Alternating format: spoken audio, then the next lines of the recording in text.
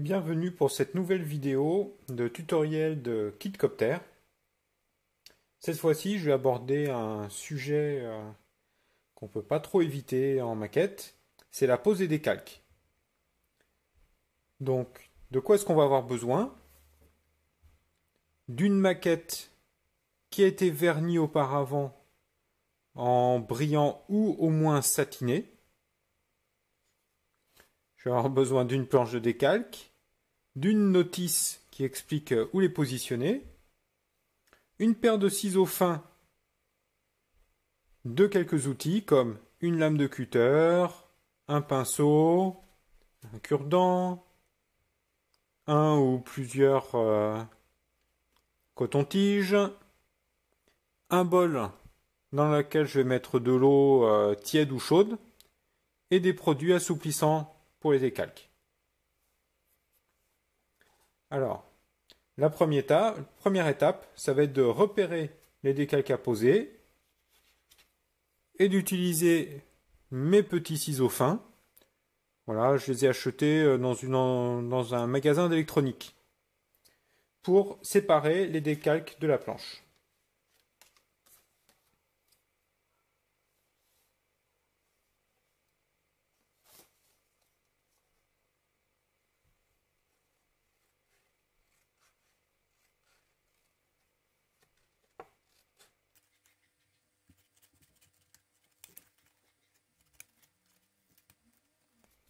Je ne sais pas si on le voit bien à l'image, mais il y a un film transparent qui entoure le décalque. Donc la partie colorée, en tout cas, c'est ce qui m'intéresse. Donc je vais venir couper au plus près possible de la partie colorée. Et je vais essayer même de me débarrasser un petit peu de ce film transparent qui l'entoure.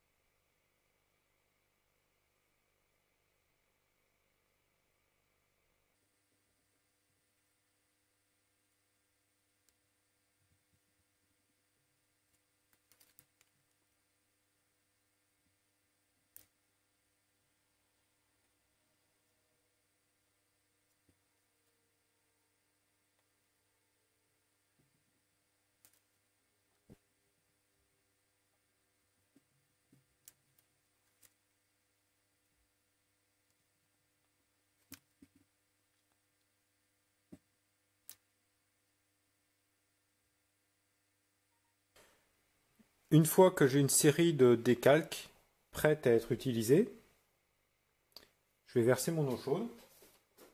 Alors tiède ou chaude, hein, pas besoin n'allez pas vous brûler, ça vaut pas le coup.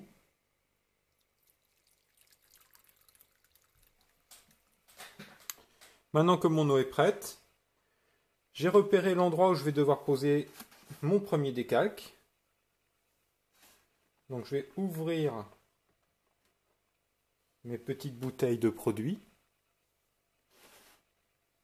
micro 7 et micro sol.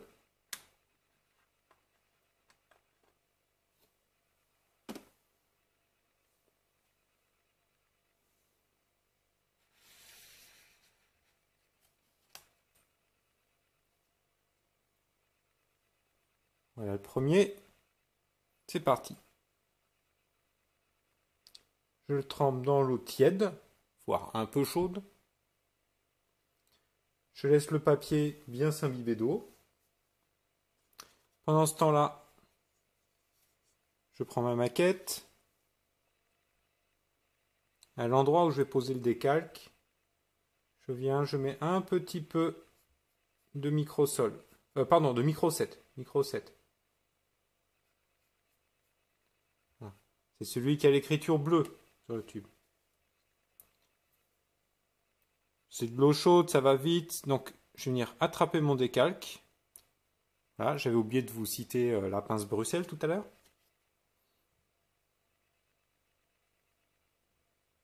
Je vérifie avec les doigts qu'il glisse sur le papier, c'est le cas. Je décale légèrement. J'attrape le papier à la pince.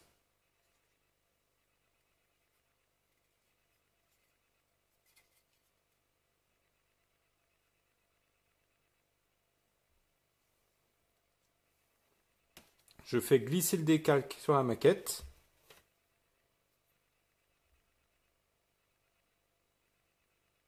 Une fois qu'il est installé sur la maquette, je vais venir le faire glisser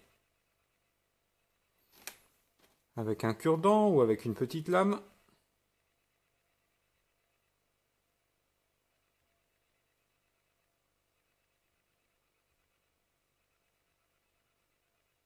Voilà, jusqu'à ce que le positionnement soit parfait. Une fois que c'est le cas, je reviens brosser un petit peu de micro-set par-dessus.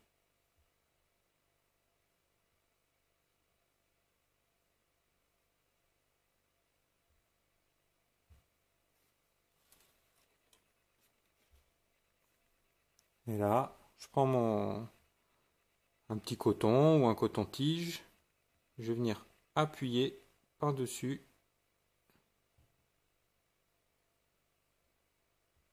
Pour chasser l'excédent d'eau et de produit qui se trouverait en dessous.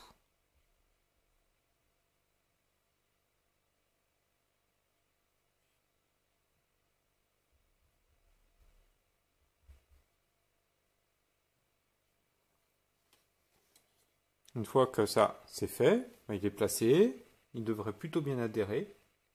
Je vais prendre un petit peu de micro-sol sur mon pinceau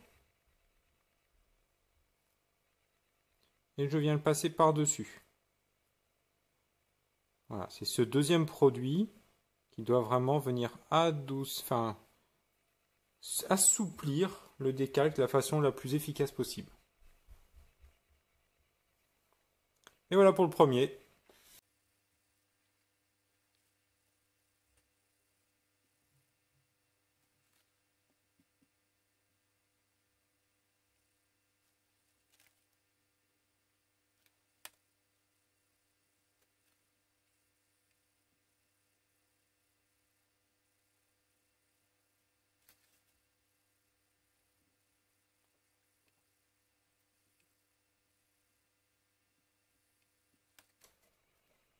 Vous voyez, avec le pinceau, j'ai aidé à venir poser un petit peu le décalque au bon endroit.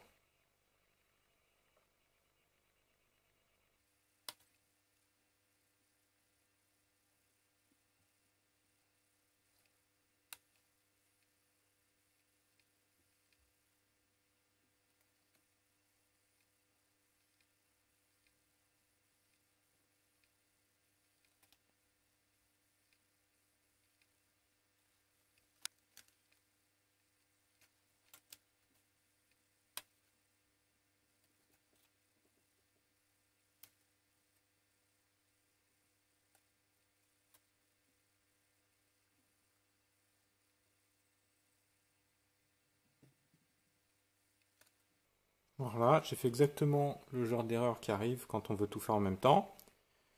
J'ai posé les doigts sur le décalque de l'avant qui n'avait pas bien fini de prendre encore. Donc quand on a une grande maquette avec beaucoup de décalques, c'est plus avantageux de travailler parfois en plusieurs petites séances pour éviter de mettre les doigts sur quelque chose qui est encore tout frais et qu'on risque plus d'abîmer qu'autre chose. Si vous trouvez qu'un décalque a du mal à se mettre en forme, et ça arrive typiquement sur des pièces avec des formes un peu complexes, avec plusieurs arrondis, vous pouvez revenir plusieurs fois avec du micro-sol, en repasser, pour l'aider à prendre la forme petit à petit.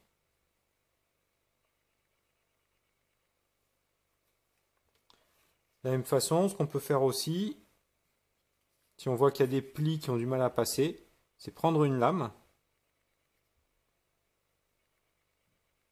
et venir faire une petite découpe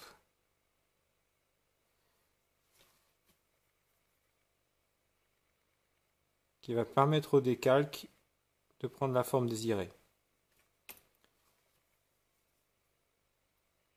Ici, on voit bien le tracé de ma découpe, mais je viendrai avec un petit coup de pinceau une autre fois plus tard, quand tout sera sec, et ça disparaîtra complètement.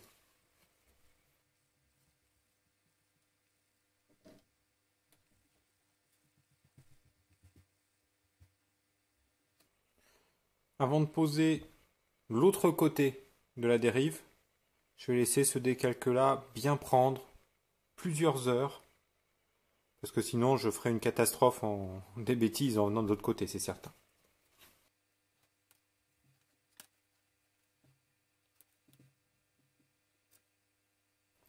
Maintenant, avant de m'attaquer à la pose d'un nouveau décalque, je vais nettoyer ceux qui sont trop grands, ceux que j'ai posés hier qui sont trop grands.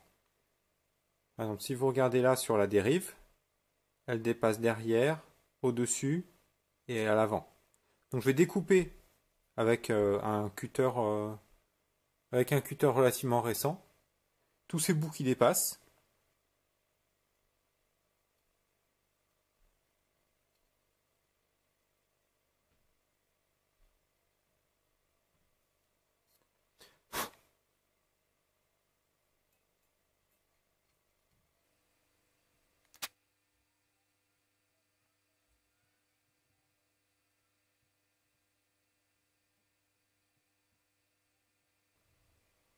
Il y a des endroits sur la maquette où des bulles restent visibles sous un décalque qui a été posé, comme ici sur la dérive. Donc là, je vais revenir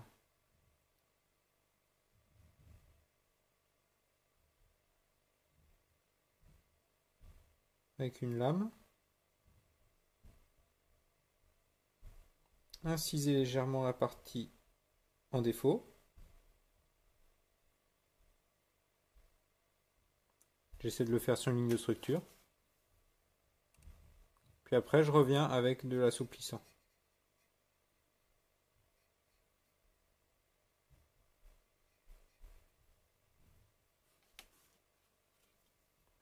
Et même si j'ai peur que ce soit pas suffisant, toujours revenir appuyer encore un petit coup avec un cure-dent pour essayer de lisser un petit peu mon décalque.